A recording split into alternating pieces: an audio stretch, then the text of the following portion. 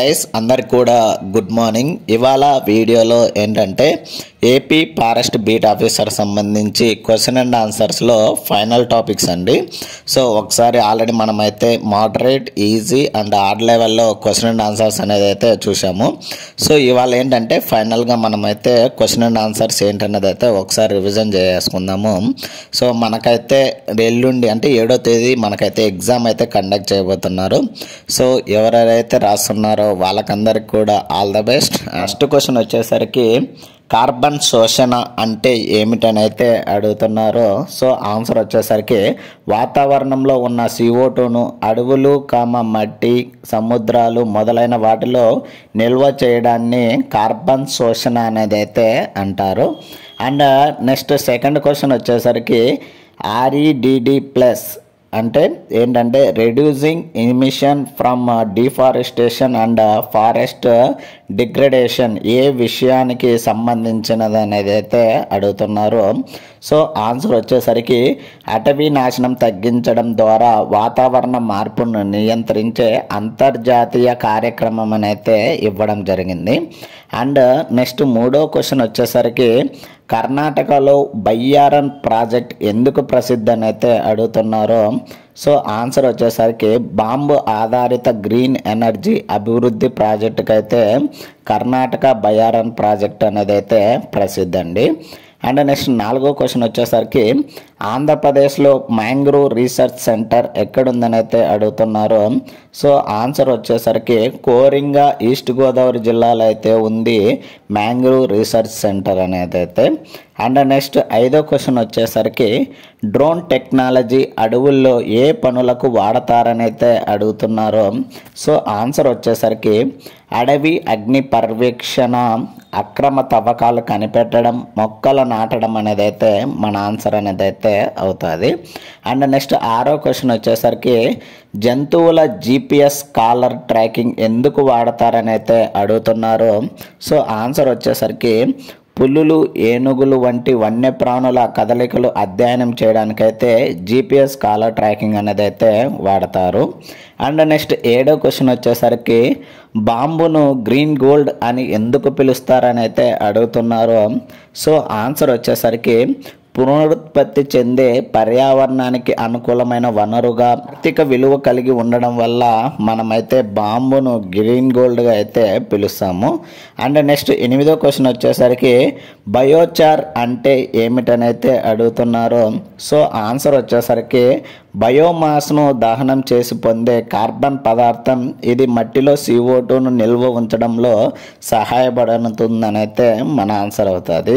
And next తొమ్మిదో question వచ్చేసరికి అడవులలో కృత్రిమ వర్షం ఏ సందర్భంలో చేస్తారని అయితే అడుగుతున్నారు. సో ఆన్సర్ వచ్చేసరికి తీవ్రమైన ఎండాకాలంలో అగ్ని ప్రమాదాల నివారణ కోసం అయితే అడవులలో కృత్రిమ వర్షం అనేది అయితే ఉపయోగిస్తారు. అండ్ నెక్స్ట్ 10వ క్వశ్చన్ వచ్చేసరికి national atlas and thematic mapping organisation ఏం చేస్తుందని అయితే అడుగుతున్నారు.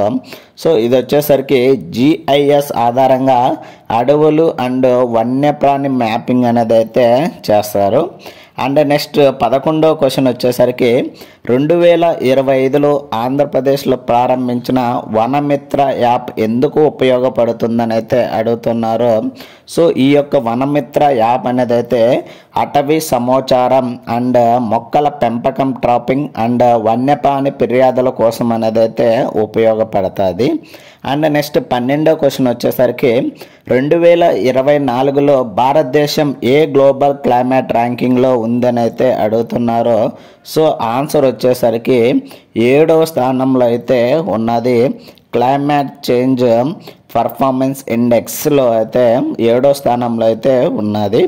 అండ్ నెక్స్ట్ 13వ క్వశ్చన్ వచ్చేసరికి అమరావతి బయోడైవర్సిటీ హెరిటేజ్ సైట్ ఎందుకు ప్రసిద్ధి అని అయితే అడుగుతున్నారు.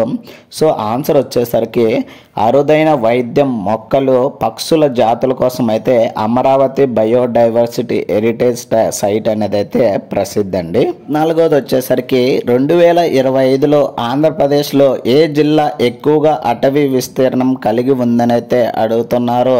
సో ఆన్సర్ వచ్చేసరికి విశాఖపట్నం జిల్లా అయితే ఎక్కువగా అటవీ విస్తీర్ణం అయితే కలిగి ఉంది.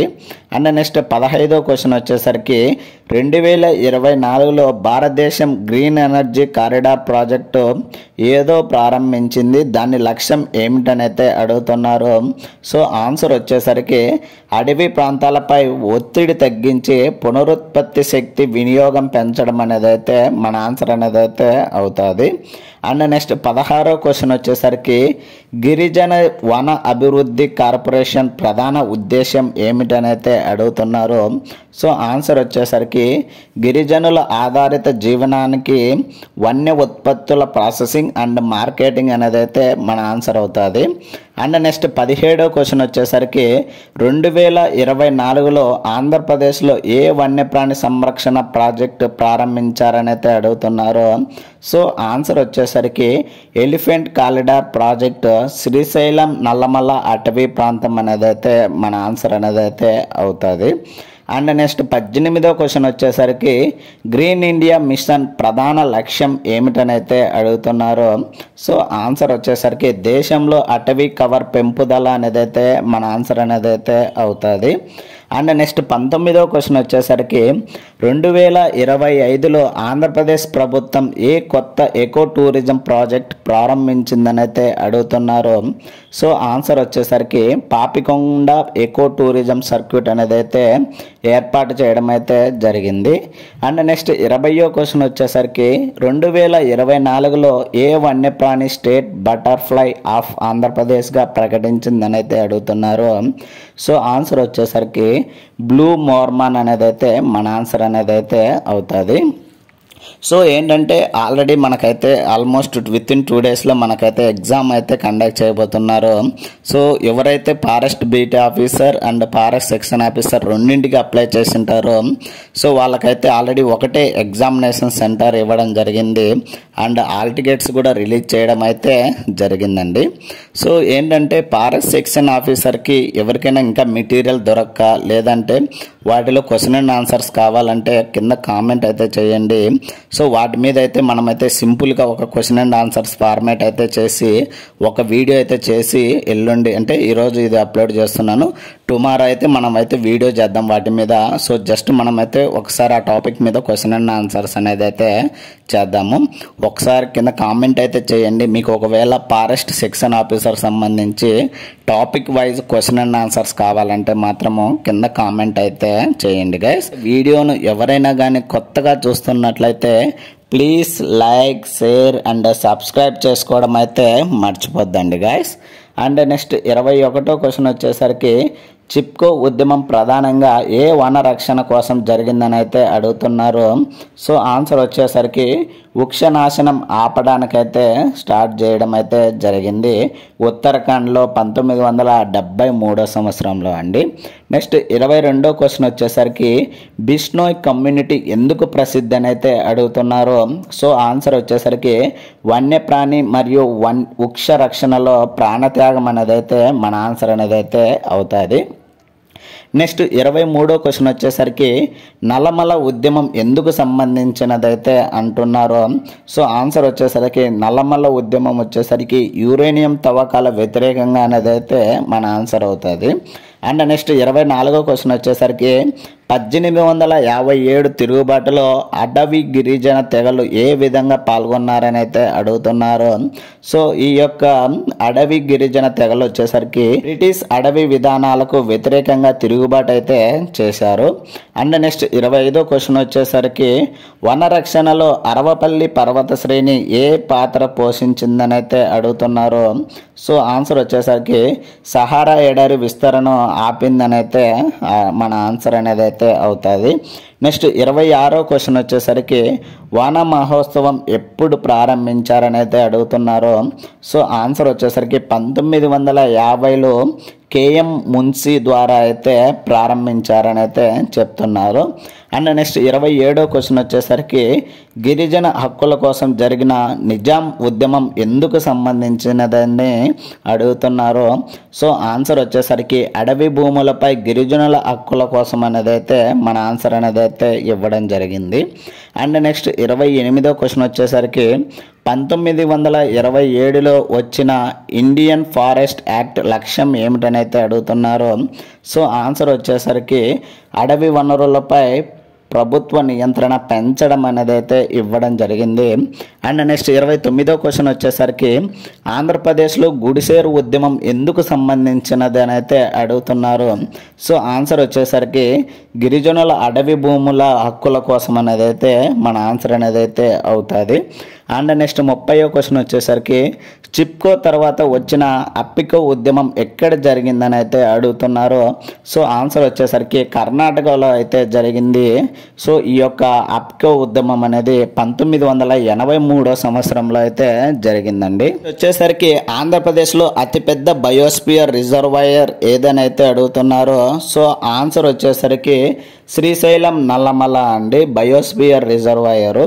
అండ్ నెక్స్ట్ 32వ క్వశ్చన్ వచ్చేసరికి భారతదేశంలో అతిపెద్ద మ్యాంగ్రూవ్ అడవులు ఎక్కడ ఉన్నాయని అయితే అడుగుతున్నారు. సో ఆన్సర్ వచ్చేసరికి సుందర్బన్లు పశ్చిమ బెంగాల్ అని అయితే ఇవ్వడం జరిగింది. అండ్ నెక్స్ట్ 33వ క్వశ్చన్ వచ్చేసరికి కొండపల్లి అడవులు ఎందుకు ప్రసిద్ధి అని అయితే అడుగుతున్నారు. ఈ యొక్క కొండపల్లి అడవులు వచ్చేసరికి అరుదైన టాయ్ వుడ్ అండి, అంటే కాండ్రపల్లి టాయ్స్ అని అయితే ఇవ్వడం జరిగింది. అండ్ నెక్స్ట్ 34వ క్వశ్చన్ వచ్చేసరికి పాపికొండ నేషనల్ పార్క్ ఏ నది ఒడ్డున ఉందని అయితే అడుగుతున్నారు. సో ఆన్సర్ వచ్చేసరికి గోదావరి నది ఒడ్డునైతే ఉన్నదండి. అండ్ నెక్స్ట్ 35వ క్వశ్చన్ వచ్చేసరికి ఆంధ్రప్రదేశ్లో ఏ జిల్లా ఎర్రచందనం కోసం ప్రసిద్ధి అని అయితే అడుగుతున్నారు. సో రాయలసీమలోని చిత్తూరు అండ్ కడప డిస్టిక్ వచ్చేసరికి ఎర్రచందనం కోసము ప్రసిద్ధి అండి. అండ్ నెక్స్ట్ 36వ క్వశ్చన్ వచ్చేసరికి సత్పురా పర్వతాలు ఏ అడవి ప్రాజెక్టుకి ప్రసిద్ధి అని అయితే అడుగుతున్నారు. సో ఆన్సర్ వచ్చేసరికి టైగర్ రిజర్వాయర్కి అయితే ప్రసిద్ధి అని అయితే సత్పురా పర్వతాలండి. నెక్స్ట్ 37వ క్వశ్చన్ వచ్చేసరికి కోయంబత్తూర్ వృక్షవల్లి ఏ విధమైనది అని అయితే అడుగుతున్నారు. సో ఆన్సర్ వచ్చేసరికి డ్రై డెసిడ్యూయస్ ఫారెస్ట్ అనేది అయితే మన ఆన్సర్ అనేది అయితే అవుతుంది. అండ్ నెక్స్ట్ 38వ క్వశ్చన్ వచ్చేసరికి ఆంధ్రప్రదేశ్లో అతిపెద్ద ఏనుగు కారిడార్ ఎక్కడ ఉందని అయితే అడుగుతున్నారు. సో ఇది వచ్చేసరికి నల్లమల శ్రీశైలంలో అయితే ఉన్నది అతిపెద్ద ఏనుగు కారిడార్ అనేది. అండ్ నెక్స్ట్ 39వ క్వశ్చన్ వచ్చేసరికి గ్రీన్ బెల్ట్ డెవలప్మెంట్ అంటే ఏమిటని అయితే అడుగుతున్నారు. పట్టణాల చుట్టూ పచ్చదనం పెంచడం అనేది అయితే మన ఆన్సర్ అనేది అయితే అవుతుంది. అండ్ నెక్స్ట్ 40వ క్వశ్చన్ వచ్చేసరికి తూర్పు ఘట్టాలు ఏ ప్రధాన అడవి వనరులకు ప్రసిద్ధి అని అయితే అడుగుతున్నారు. సో ఆన్సర్ వచ్చేసరికి మెడిసినల్ ప్లాంట్స్కి అయితే ప్రసిద్ధి అని అయితే చెప్తున్నారు. 41వ క్వశ్చన్ వచ్చేసరికి ఫారెస్ట్ రైట్ యాక్ట్ 2006 ప్రధాన ఉద్దేశం ఏమిటని అయితే అడుగుతున్నారు. సో ఆన్సర్ వచ్చేసరికి గిరిజనులకు మరియు అడవి ఆధార జీవనాలకు భూమి హక్కులు ఇవ్వడం అనేది అయితే మన ఆన్సర్ అనేది అయితే అవుతుంది. 42వ క్వశ్చన్ వచ్చేసరికి క్యాంపా ఫండ్ ఎందుకు వినియోగిస్తారని అయితే అడుగుతున్నారు. సో ఆన్సర్ వచ్చేసరికి కాన్ఫరెన్సటరీ అపారిస్టేషన్ కోసం అని అయితే ఉపయోగిస్తారండి. అండ్ నెక్స్ట్ 43వ క్వశ్చన్ వచ్చేసరికి నేషనల్ గ్రీన్ ట్రిబ్యునల్ ప్రధాన పాత్ర ఏమిటని అయితే అడుగుతున్నారు. సో ఆన్సర్ వచ్చేసరికి పర్యావరణ సమస్యల న్యాయ పరిష్కారం అనేది అయితే మన ఆన్సర్ అనేది అయితే అవుతుంది. అండ్ నెక్స్ట్ 44వ క్వశ్చన్ వచ్చేసరికి ప్రాజెక్ట్ టైగర్ ఏ సంవత్సరంలో ప్రారంభించింది అని అయితే అడుగుతున్నారు. సో ఆన్సర్ వచ్చేసరికి 1973వ సంవత్సరంలో అయితే ప్రారంభమైంది. అండ్ నెక్స్ట్ 45వ క్వశ్చన్ వచ్చేసరికి జీవ వైవిధ్య చట్టం 2002 ఏ విషయానికి సంబంధించినదని అయితే అడుగుతున్నారు. సో ఆన్సర్ వచ్చేసరికి భారతదేశ జీవ వైవిధ్యం రక్షణకు సంబంధించినది అయితే మన ఆన్సర్ అవుతుందండి. అండ్ నెక్స్ట్ 46వ క్వశ్చన్ వచ్చేసరికి కాంపెన్సటరీ అఫారెస్టేషన్ అంటే ఏమిటంటే అడుగుతున్నారు. సో ఆన్సర్ వచ్చేసరికి చెట్లు నరికివేసిన స్థలానికి బదులుగా మరొక ప్రాంతంలో చెట్లు నాటడం అనేది అయితే మన ఆన్సర్ అయితే అవుతుంది. అండ్ నెక్స్ట్ 47వ క్వశ్చన్ వచ్చేసరికి ఫారెస్ట్ సర్వే ఆఫ్ ఇండియా ఎంత కాలానికి ఒకసారి రిపోర్ట్ ఇస్తుందని అయితే అడుగుతున్నారు. సో ఆన్సర్ వచ్చేసరికి ప్రతి 2 సంవత్సరాలకు ఒకసారి అయితే రిపోర్ట్ అనేది అయితే ఇస్తుంది FSI అండి. అండ్ జాయింట్ ఫారెస్ట్ మేనేజ్మెంట్ అంటే ఏమిటని అయితే అడుగుతున్నారు. సో ఆన్సర్ వచ్చేసరికి గ్రామస్తుల భాగస్వామ్యంతో అటవీ సంరక్షణ అనేది అయితే మన ఆన్సర్ అనేది అయితే అవుతుంది. 49వ వచ్చేసరికి UNDP వన రక్షణలో ఏ విధంగా సహాయపడుతుందని అయితే అడుగుతున్నారు. సో ఆన్సర్ వచ్చేసరికి సస్టైనబుల్ ఫారెస్ట్ ప్రాజెక్టుకు నిధులు ఇస్తుందని అయితే ఆన్సర్ అయితే అవుతుంది. అండ్ నెక్స్ట్ 50వ వచ్చేసరికి సమృద్ధి పథకం ఎందుకు సంబంధించినది అని అయితే అనుతున్నారు. సో ఆన్సర్ వచ్చేసరికి గిరిజనులకు NTFE ఆధార జీవన సహాయం అనేది అయితే మన ఆన్సర్ అయితే అవుతుంది. అండ్ నెక్స్ట్ వచ్చేసరికి మెంటల్ ఎబిలిటీలో ఇక్కడ క్వశ్చన్ అండ్ ఆన్సర్స్ అనేది అయితే ఇవ్వడం జరిగింది. మనం question and answers A topic మీద చేస్తున్నాం అనేది అయితే మీకు ఒక ఐడియా వచ్చింటుంది. సో ఏ దాని మీద ఇప్పుడు మనం అంటే నిన్న మొన్న మనం ఏంటంటే easy level, moderate level and hard లెవెల్లో క్వశ్చన్ అండ్ ఆన్సర్ చేశాము. అండ్ ఈరోజు వచ్చేసరికి చేసినటువంటి వీడియోలో ఏ బేస్ మీద అయితే క్వశ్చన్ అండ్ ఆన్సర్ చేశామన్నది అయితే ఒక కామెంట్ అయితే చేయండి. చూద్దాం ఎంతమంది కరెక్ట్గా గెస్ చేసి ఆన్సర్ చేస్తారో చూద్దాము. 56వ క్వశ్చన్ వచ్చేసరికి సస్టైనబుల్ ఫారెస్ట్ మేనేజ్మెంట్ అంటే ఏమిటని అయితే అడుగుతున్నారు. సో ఆన్సర్ వచ్చేసరికి అడవుల నుండి వనరులు ఉపయోగించుకుంటూనే వాటిని భవిష్యత్తు తరాలకు కాపాడడం అనేది అయితే మన ఆన్సర్ అనేది అయితే అవుతుంది. అండ్ నెక్స్ట్ 57వ క్వశ్చన్ వచ్చేసరికి ఎకో సెన్సిటివ్ జోన్స్ ఎందుకు ఏర్పాటు చేస్తారని అయితే అడుగుతున్నారు. సో ఆన్సర్ వచ్చేసరికి వన్యప్రాణి సంరక్షణకు బఫర్ జోన్ అనేది అయితే ఏర్పాటు చేస్తారండి. అండ్ నెక్స్ట్ 58వ క్వశ్చన్ వచ్చేసరికి ఏపీ పొల్యూషన్ కంట్రోల్ బోర్డ్ ప్రధాన బాధ్యత ఏమిటని అయితే అడుగుతున్నారు. సో ఆన్సర్ వచ్చేసరికి పారిశ్రామిక కాలుష్యం నియంత్రణ అనేది అయితే మన ఆన్సర్ అనేది అయితే అవుతుంది. అండ్ నెక్స్ట్ 59వ క్వశ్చన్ వచ్చేసరికి వాతావరణ మార్పు కారణంగా ఏ వన్యప్రాణి ఎక్కువగా ప్రభావితం అవుతుందని అయితే అడుగుతున్నారు. సో ఆన్సర్ వచ్చేసరికి ధ్రువ ఎలుగుబంటి అనేది అయితే మన ఆన్సర్ ఇవ్వడం జరిగింది, పోలార్ బీర్ అండి. అండ్ నెక్స్ట్ 60వ క్వశ్చన్ వచ్చేసరికి కార్బన్ న్యూట్రల్ స్టేట్ అనే లక్ష్యాన్ని ఏ రాష్ట్రం ముందుగా ప్రకటించిందని అయితే అడుగుతున్నారు. సో ఆన్సర్ వచ్చేసరికి సిక్కిం రాష్ట్రం అయితే ముందుగా అయితే ప్రకటించింది కార్బన్ న్యూట్రల్ స్టేట్ అనే లక్ష్యాన్ని. అండ్ నెక్స్ట్ 61వ క్వశ్చన్ వచ్చేసరికి గ్రీన్ అకౌంటింగ్ అంటే ఏమిటని అయితే అడుగుతున్నారు. సో ఆన్సర్ వచ్చేసరికి జీడిపిలో పర్యావరణ నష్టాలను కూడా లెక్కలోకి తీసుకోవడం అనేది అయితే మన ఆన్సర్ అనేది అయితే అవుతుంది.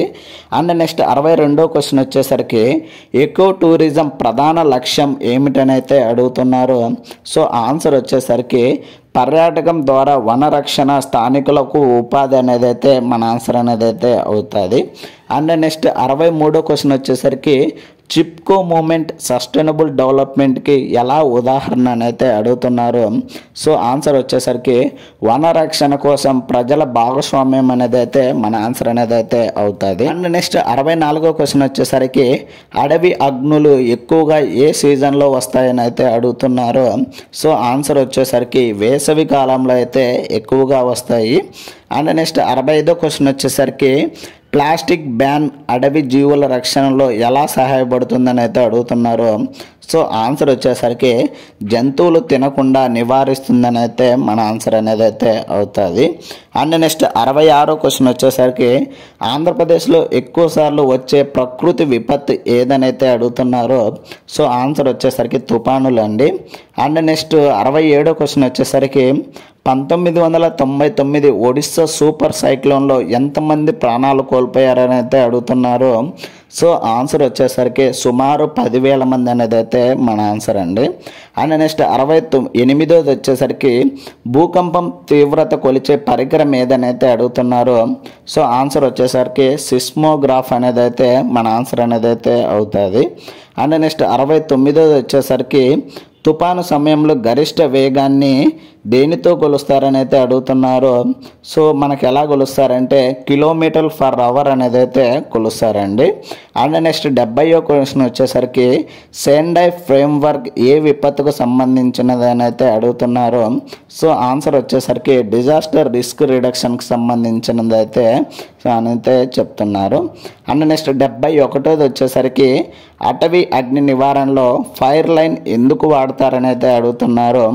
అగ్ని వ్యాప్తి ఆపడానికి చెట్లులోని బారియర్ అనేది అయితే మన ఆన్సర్ అవుతుంది.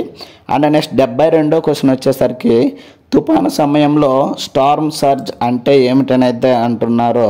సో ఆన్సర్ వచ్చేసరికి సముద్ర జలాల స్థాయి పెరగడం అనేది మన ఆన్సర్ అనేది అయితే అవుతుంది.